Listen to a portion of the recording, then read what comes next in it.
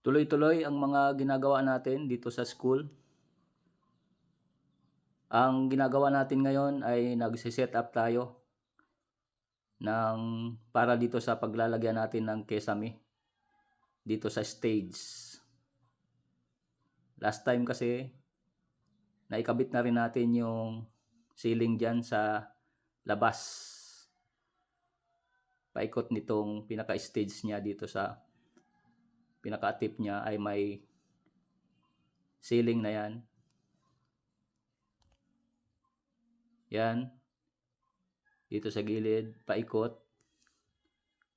Hanggang doon sa kabila ay tapos ng malagyan ng ceiling yan.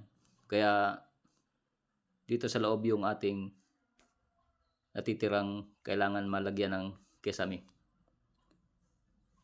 Pinagsisikapan natin itong matapos dahil lilipat tayo sa kabila sa senior high. Dito kasi junior high ito junior high school. Sa di kalayuan, nandun yung senior high.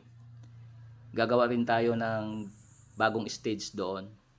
Yung nakikita nyo kanina dito sa harap, yung una pang na-set up natin dito, ay yan yung mga una nating ginawa dito. Kagaya nung rampahan ng wheelchair, yung mga step dyan, pati yung mga iba-ibang design na nandyan ngayon